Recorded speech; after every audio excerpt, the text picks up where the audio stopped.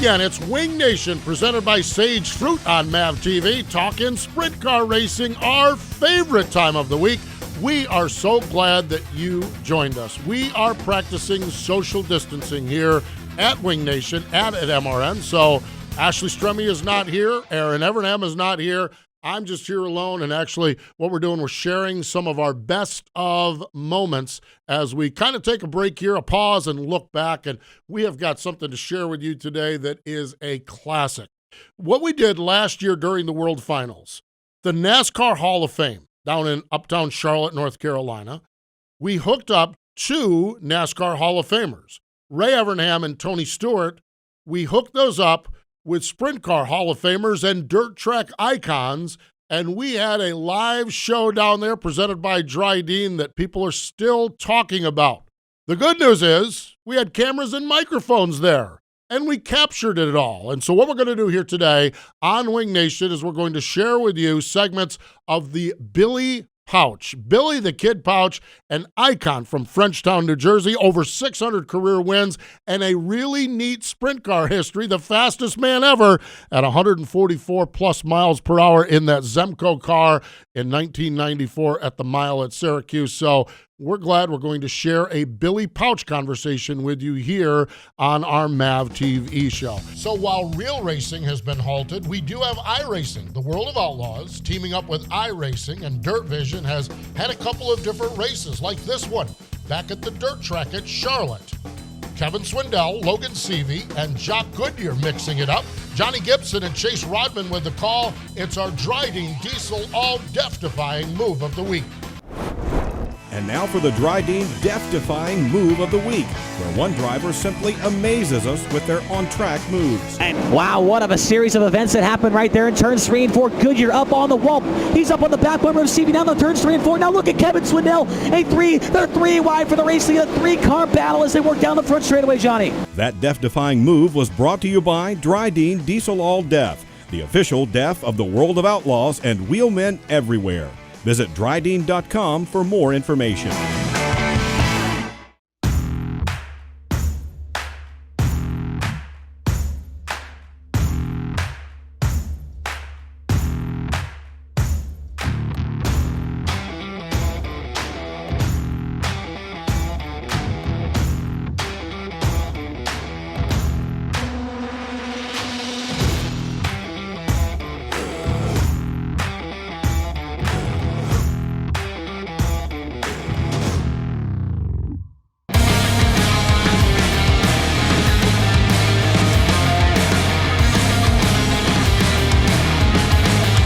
I just want to clarify this. I want to be nice to him now because when we start, I'm going to roll into him pretty hard. But Billy and I have been friends since 1977, and we've done a lot of things together. And I can tell you that throughout his career, I've watched him do things that you dream about as a race car driver.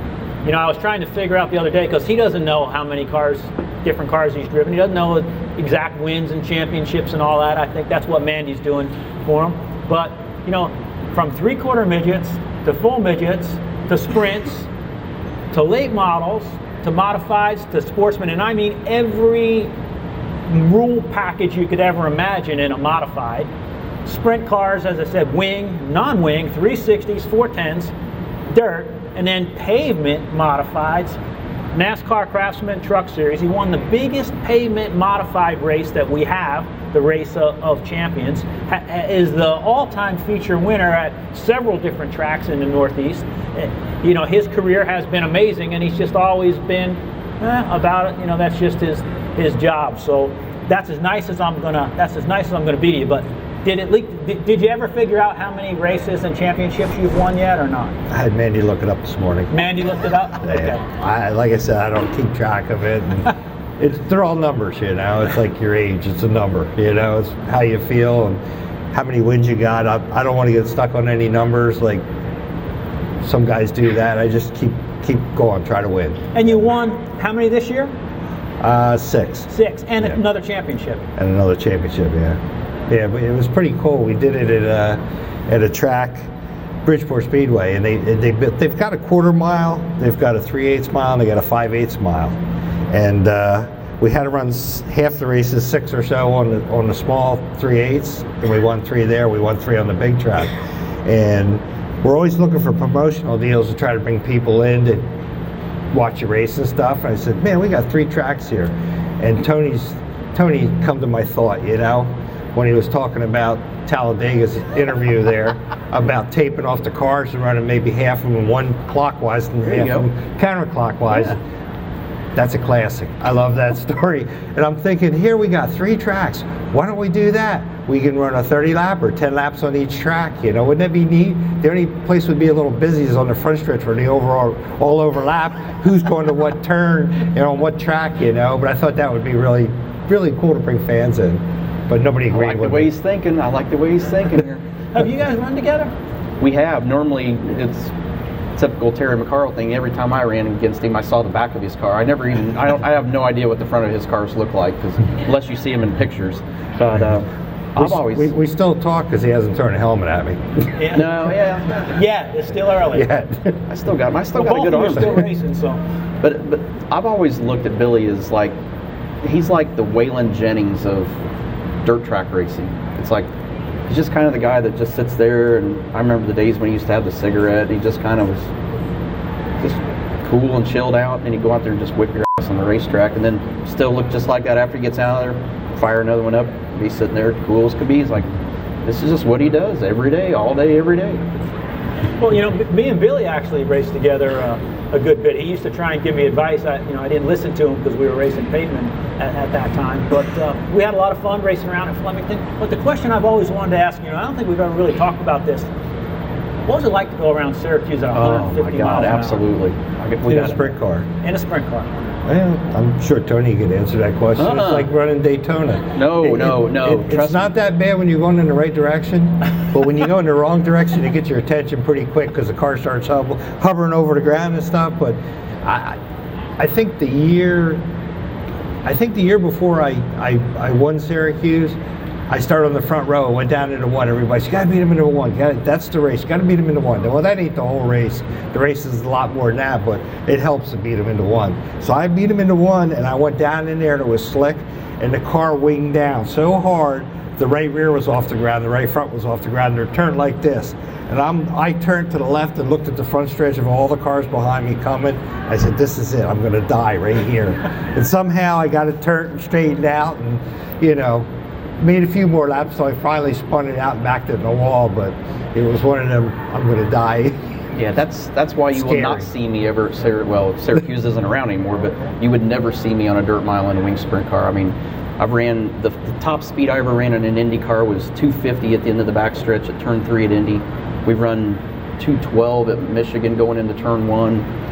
I want nothing to do with running a 410 wing sprint car on a mile dirt track. They're really not meant for a mile, Right. I mean, the wings are light in there. I've had the wing blow up. I've had the wing blow down. I'm going down the backstretch there, 100-some mile an hour, and all of a sudden the wing front broke and the wing stood straight up and just put me in a wheelie going 100-some mile an hour. And I was like, here we're going to die again. And finally it comes down, and I'm like, you crap your pants, and and I get in there, so. And Lucas Wolf was behind me. He goes, I don't know if it scared you, but it sure scared me watching it. I can tell you this, it's making me want to climb off of this, curl up in the fetal position on here, and wait till the show's over and move. So you both say that. You talk about how scared you are, but neither one of you lift off the gas.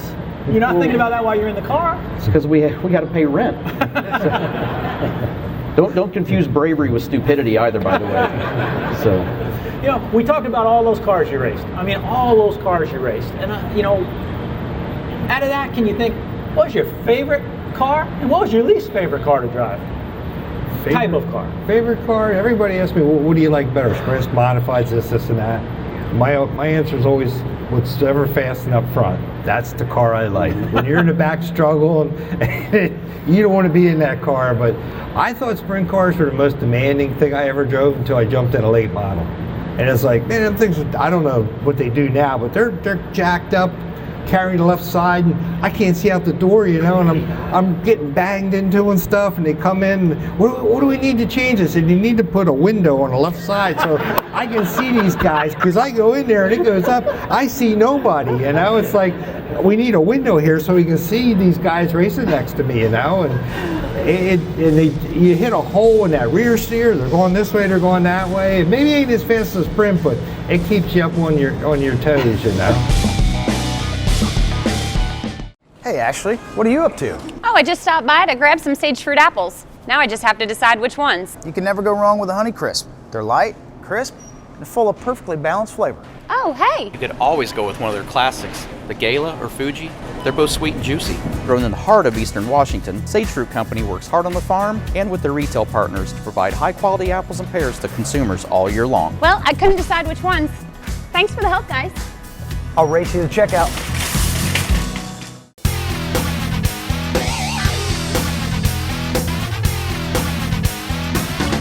The other thing that you adapted to that's always amazed me is you won the Race of Champions, the biggest pavement modified race that was held in the Northeast, and you jump into somebody's backup car and I guess came through, the last 20, 25 laps of that race, if I'm right. You made a charge through the field and ended up winning one of the biggest pavement races that we have. How did that come about? You just I would give you a backup car. I'm going to go win the biggest race you guys run. No, I was at home that morning and I'm taking a shower. So my wife hollers upstairs, "Hey, Flemington Speedway's on the phone, and they want to know if you want to drive Mary Flory's car." I'm like, and I knew it was Race Champions weekend. You know, I had no ride or nothing. It was the same weekend as Eastern States. I'd never ride for her, so I said, "Hell yeah, I'll come do it." You know, so I go up there, I warm the thing up. 250 laps. It was a long race, and Flemington was like a big circle, and it would wear your ass out. I mean, you used to have to put your head up against the thing. I used to take a seat belt and strap my leg to the roll cage. So 2 or 3 cigarettes. Yeah, I didn't have time for that. David Pearson Jr. area. So I'm out there, you know, and I was in pretty good shape back then, you know, for the shape I was in, smoking and all, but whatever. And we got running the race, and got up to about 200 lap mark, and I'm like, I can't get no more out of it. The car's too tight. I'm pushing them. I just couldn't get it to turn no more. So he said, "Next caution, pit." So it was right after 202 something. I pitted, come in, they put a new right front on it, made a change. I went back out, and boy, I'm coming through the field. And I got up to, I think it was 5 to go, I was 5th. And I think it was Reggie Ruggiero, one of the Fuller brothers. One of the Fullers, yeah. And Tony Cisco, they were 2nd, 3rd, and 4th. I was 5th. And I come rolling into 3. You know how Flemington, you roll up and then you roll back down coming out. And I rolled by all of them but Reggie. He started to come back down. We bumped a little bit. He wasn't too happy about it, but I got by him. And Mike Unisco was leading the race, and he was out of sight. And he broke a coilover or something. And I caught him. I think I caught him coming around for the white flag and passed him. I didn't know who was leading or what, you know. And I come around, took the checker flag, and they're like, "You won." I'm like, "Really? I won?" I'm like, I had no idea, you know. So it was pretty cool. I mean, to be 5th with 5 to go and come through and win a race, it's cool. Does anybody other than me realize that on all those names that he pronounced, that there wasn't a Smith or Jones in that field there? That's New York modified racing. You go up north, I think there's a minimum requirement that there has to be 15 letters in your last name. With 7 of them being vowels. Right. Yeah, but when I won Syracuse with a sprint car, it's like you're a national celebrity. You beat the world outlaws. Well, yeah, because you're insane. You set a new track record. You led every lap. We even got best appearing car, you know. So I was like, I had people call me, "Hey, come drive my car." I went to Tucson, Arizona, run a late model. I went to the Copper World and run a midget. I think it was a champ car that Parnelli Jones drove with a big old wraparound thing, and it was like, the midget, I'm out there, I blew 2 motors up. You've drove midgets there. That's hairy. You get down there and turn a little midget on a mile there, and it's moving around, I'm chasing it. Boom, motor blows up, come in, they put another one in. Go out there chasing one, boom, it blows up. I'm like, I'm done with that, they're out of motors. Yeah. Ciccone comes over. "Hey, I got another motor." Get out of here. I don't want to be doing this. This ain't me, you know. And I watch the race, and they're all out there doing that. It's like, that's it, you know. But that's hairy and a midget. You're talking about a sprint car on a mile. What about a midget? Yeah, but if you think that's scary, you should be in a V6 Silver Crown car and have Jack Hodenshield go by you on the dog leg on the backstretch sideways and pass you, and you go, he's not going to make. Oh, he did make the corner. I'll be he would do that. He did. No, that's what I kept thinking. I'm like, there's no way this guy's going to make it to the end of the race. And I'll be if he ran third and I ran fourth. I'm like, this guy can't have any tire left. But I mean, he'd run through the dog leg sideways. I'm like, this is going to be big at the end of the. How he made it through. How he made it through 3 every lap was a miracle. How he had a tire on was amazing. But he'd sit there. He was fearless around there. But it was the miles were when you ran, whether it was Springfield, DeQuoin, with Silver Crown of Midgets or Phoenix. Oh man, it would definitely get your attention for sure. He was behind me at Syracuse there when he crashed out trying to pass me at the inside berm, but. If I had a mirror, he probably would have scared me to death. Yeah, that's what I was thinking. That was the best thing that could happen is you didn't see him back there. Yeah, I know. It's like a lot of times you don't see that stuff. Man, if you see it, it would scare you. This guy's going to take me with him, you know? It's good to know that stuff impresses you guys with other guys, because it's surely impressive for us to watch from the grandstands. But, you know, we just as we're winding down, I wanted to just touch on one thing. We talked about the generations. You know, everybody here with the, you know, with Bobby Allen and then with Terry and Blaney. And you've got Billy Jr., who's had a heck of a year, 10 wins in a championship. And then you got BP3. I mean, looking down, your dad Roy was legendary up where we were, then you, now Billy, and I guess BP3, I guess we kind of nicknamed him BP3, because he doesn't want to be the fourth. He shows interest in racing. You know, I got a little go-kart that I tow him around in. It's got a roll cage and stuff that I built for little Billy. How fast do you tow him? Well, we can take it out. He's only 3 years old. We don't want to scare him yet, you know. But he likes it. He's into racing. My whole family has always been into racing. You know, my father raced. My mother did powder puffs, and I raced. Billy races. Mandy's involved with it. You know, she raced 1 powder puffs, and you know, she's more the famous one now. You know, I walk around with her. They ask for her autograph, not mine no more. You know, it's like, oh, you're Mandy Pauch. Who's this guy with you? I don't know. But it's cool to have your family involved in it. You know, and she does a lot for the sport with her videos and stuff, trying to promote it. Which, you know, social media a lot of times trying to tear down the sport. It takes some people to try to build it up and show the positive aspects of it. Well, we appreciate you more not getting into all those stories from the old Matheny benefits and stuff, especially with my wife being here. We might have consumed a beverage or two, and I don't think we ever really gotten a lot of trouble, but we've probably gotten a little bit of trouble. Remember the time we went to the first PRI show down in Nashville? Yeah, I remember that. It was really good to have you. Any story that starts with, remember that year at the PRI show, that never ends well. Everybody remembers starting something at the PRI show. They don't normally remember finishing. No, that was Postman, got anything? I'm kind of like, we might let you hang there for a little bit. Now, how about it for Billy Pauch, ladies and gentlemen?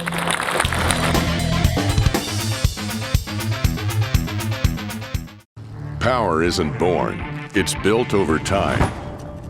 For over 65 years, Hercules Tires has been providing the muscle to move more drivers, whatever the vehicle, whatever the terrain, and we back it with a powerful protection plan. So wherever the road or the trail takes you, we have the selection, value, and strength to get you there. Hercules Tires, ride on our strength.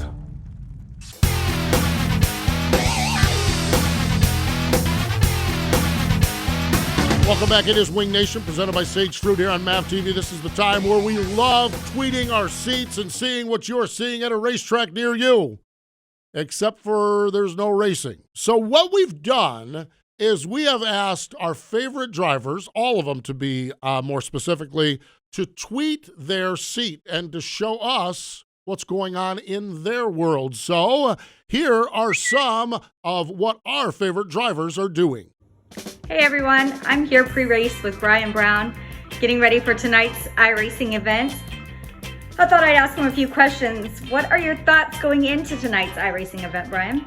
Yeah, I don't really know what to expect. I've put in quite a bit of effort the last couple nights. The TSR boys have really, I felt, got me up to speed as much as I can. I was in there last night with David Gravel, and we had some fun races. So I'm looking forward to it. During this quarantine, it's been pretty not a lot to do. So the iRacing machine's got smoke rolling off it. So hopefully all of our hard work does good, and we're able to have a good finish for the Casey's General Store FVP car tonight. So you're saying that you prepared for this event for quite a while then? Yeah, I mean, you can probably ask my wife Heather how much. It's been some late nights, but things like this is always fun. You get to race with other drivers when we can't for everything that's going on right now, and we're just hoping we get back to racing as quick as we can, and this is a great event that Dirt Vision and the Outlaws are putting on that we can at least do some sort of racing right now.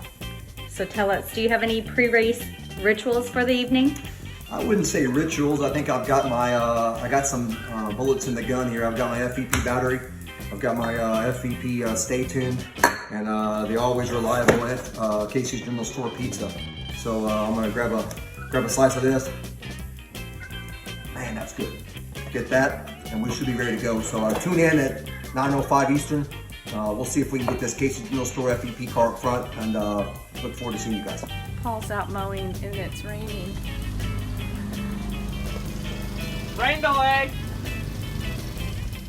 Rain delay! You need to listen. I'm gonna get it from the black flag. Hold on.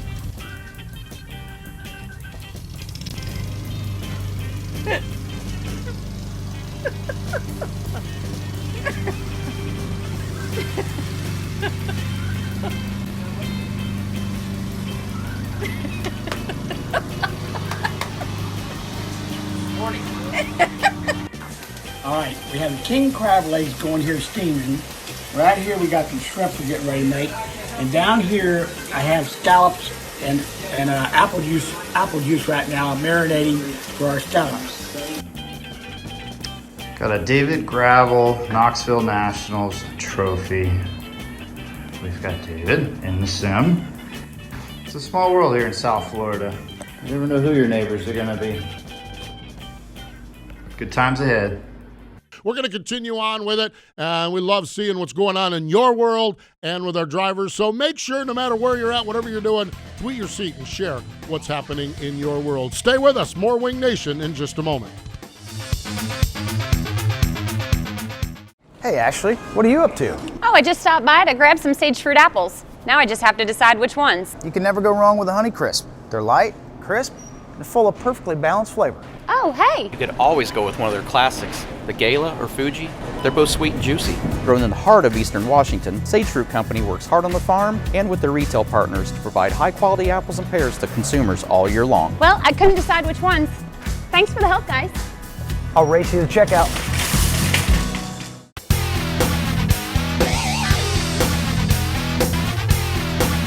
Welcome back. It is Wing Nation, presented by Sage Fruit here on MAV TV. Love getting the chance to hear Billy Pauch talk. I grew up with the dirt modifieds up in the Northeast. That's where my first love of racing was. And boy, when you rolled into a racetrack, I remember as a little kid, when you rolled into a racetrack and Pauchy rolled into the pits, you knew somebody was going to have to race hard to get the win. And this was a big event because when Pauchy was there, it meant business. The beauty of Billy Pauch is that's still the case now. He is still wearing them out on the dirt tracks and really, really doing well. And, of course, his sprint car history, really, really neat. This time in the Zemco car, just a really, really special time. So really, really fun to hear those stories down there at the Sprint Car Hall of Fame. And the complete interview, along with many other interviews, are available on our YouTube page. It's Wing Nation's YouTube page. You can check that and so much more out as we just are chock full of great things there on the YouTube page. Of course, this weekend, Easter weekend, so we certainly wish you the best as far as a happy Easter goes and spending all the good time with the family and friends. We're going to continue on here with Wing Nation. Follow along our social media channels and follow along with us there as well as here on MAV TV. I'm Steve Post. Thanks for joining us here on Wing Nation on MAV TV, presented by Sage Fruit.